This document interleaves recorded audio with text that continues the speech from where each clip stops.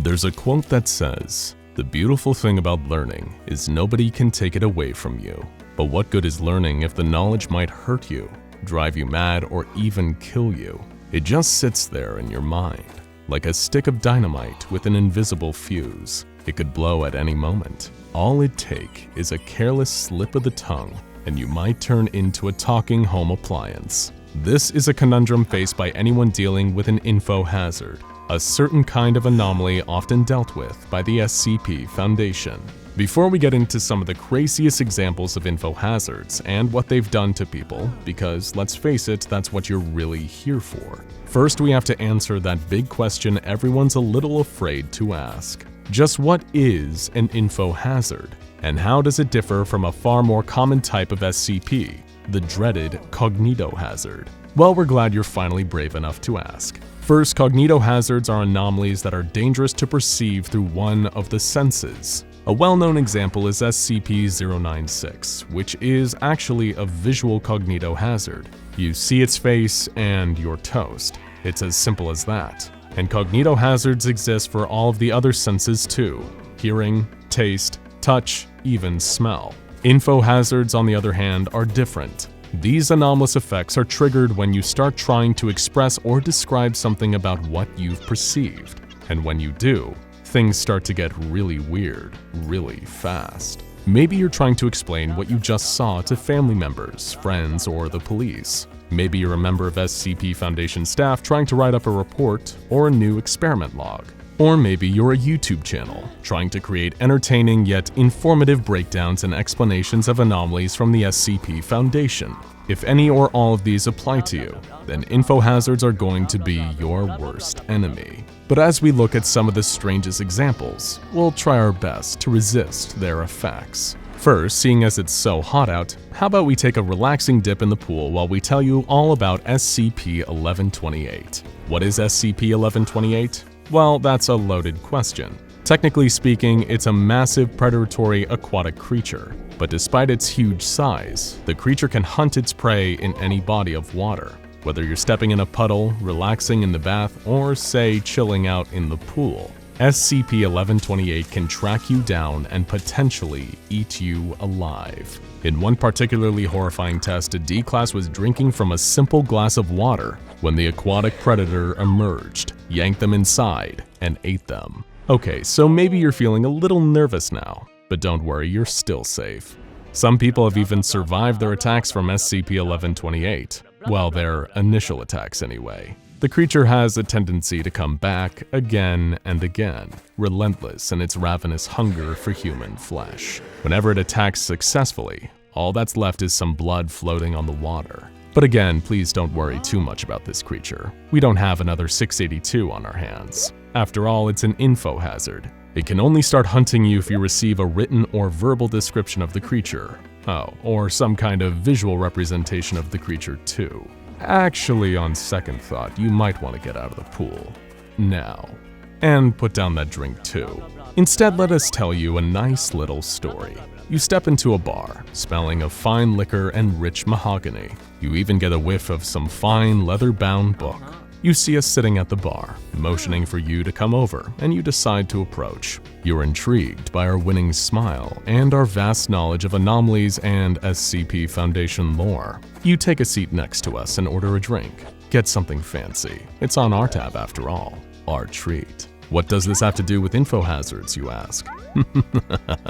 That's the thing about SCP-1893, kid, we say, our dulcet tones smoother than scotch. You can never just talk about it. It's an infohazard that forces information about it to be delivered like a story. That's why we're in this bar right now. That's the setup. It expresses actual information about itself through the dialogue, see? You nod, beginning to grasp the concept as the bartender serves you your drink. It's been forever since you've been to a bar. Feels good to be out again, honestly. You drink deeply, savoring the flavor, but you almost choke when you see the man standing in the corner. He's so large and so distinctive, it surprises you that you hadn't noticed him before now. He stands in the corner, a freakishly tall and muscular guy, like a basketball player who decided to become a pro bodybuilder. His muscular arms are bulging out of his white vest, and a pair of bull's horns are tattooed across the top of his bald head, making him look like the devil made flesh. He stares at you with a subdued kind of annoyance, as if to say that you're not in real danger quite yet. But if he wanted, he could grab you and twist your head off like a bottle cap. What's with the huge guy, you ask us, more than a little concern in your voice? Oh, him? We reply with a smirk.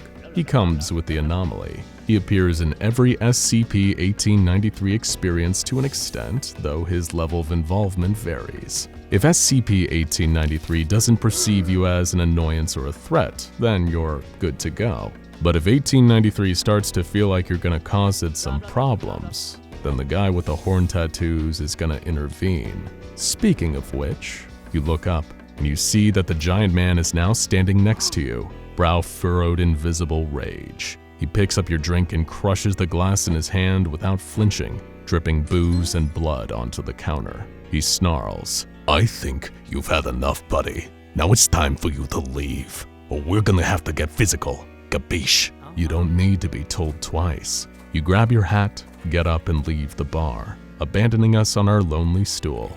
But our next Infohazard still awaits. You like poetry? Japanese poetry, yes? The humble haiku. It's Dear 931, a unique Infohazard. It's so poetic. Though specifically it takes the form of haiku. So what does that mean? A rigid structure. The first line 5 syllables, then 7, then 5.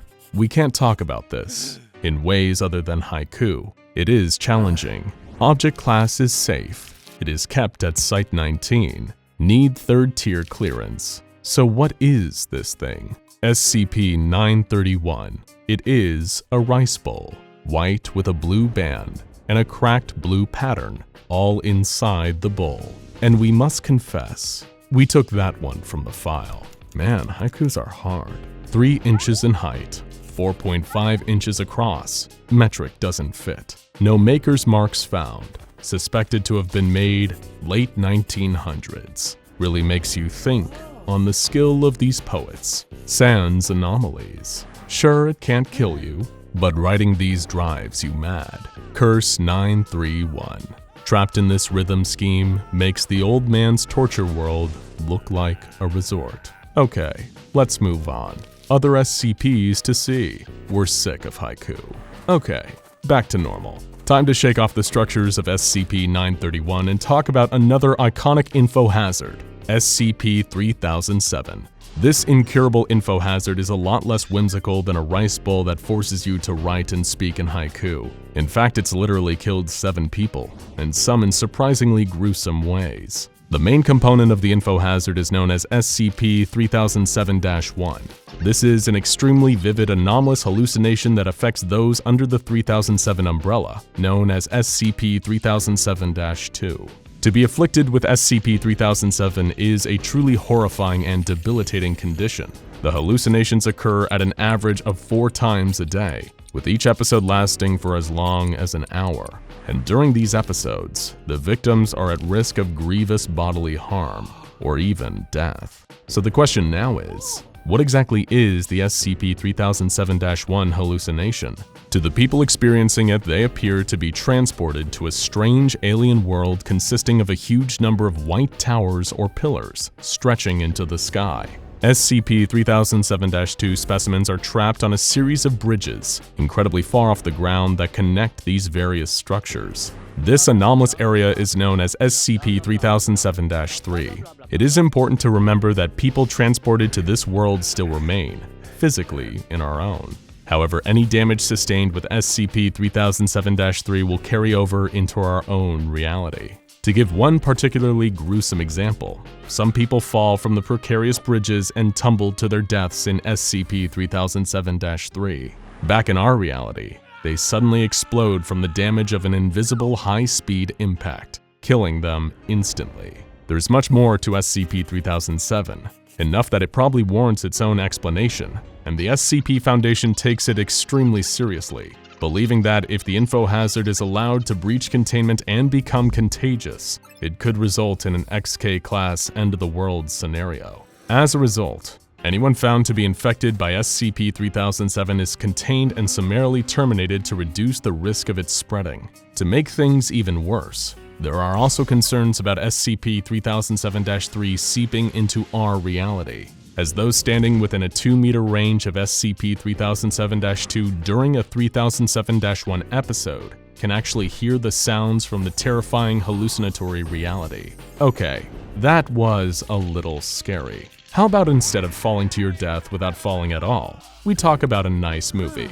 Gossipy by Martin Scorsese, one of the best gangster movies of all time. Wait, you've never heard of Gossipy? It's got everything. Action, suspense, romance, a mountain of black thorns on which lives a dark tyrant of terrible and unknowable power. You sure you've never seen Gossipy? Well, here's the thing. All signs point to movies like Gossipy and many others simply not existing. This comes as a result of SCP-2521, an infohazardous phenomenon that causes people to talk about works of fiction that don't exist. These works often feature commonalities, like an ethereal or disturbing tone, ambiguity, black thorns, and a sinister, mysterious antagonist. The Foundation is doing all they can to hunt down and suppress SCP-2747, but it's proving more difficult than they'd imagined. Currently, the leading hypothesis is that these tales may have actually existed once, but were erased from reality, leaving only the residue of memory and the odd scrap of evidence around. Many researchers speculate that the various pieces that form SCP-2747 are anafabula, pieces of fiction accidentally composed with the perfect elements to cause them to quite literally erase themselves over time. Now, the greatest concern that the Foundation has about these anafabulas is that they might actually be one, and their reality is on the precipice of collapse. But we really don't have time to unpack that right now, and like SCP-3007, a full explanation of this anomaly would take some time and is probably best tackled on its own. But there you have it, folks, Infohazards. They all say that knowing is half the battle, but in this case, it is the whole battle, and if you know, you lose. Not really a battle at all, come to think of it. More of a trap. But whether it's a vicious megafish, a strangely buff man with bull tattoos, a poetic rice bowl, or a nightmarish ordeal of daily hallucinations, there is no doubt that Infohazards are some of the most strange and fascinating anomalies that the Foundation has to offer. Oh, and of course, how could we forget the most well-known infohazard of all, SCP-2521. This entity is so infohazardous that its Foundation file entry is written in pictograms. This is because whenever information is recorded about this entity, it manifests and steals it. If you write it down, it'll take the paper. If you make a note of it on a computer, it'll take the computer. And of course, if you talk about it, it'll... Oh no, no, no, again, no, no, no, no! Ah! Oh, that was a close one. But I'm okay. For now, at least. But don't worry about me. Go check out SCP XK Class End of the World Scenarios Explained, and all the Little Misters Explained for more collections of fascinating anomalies.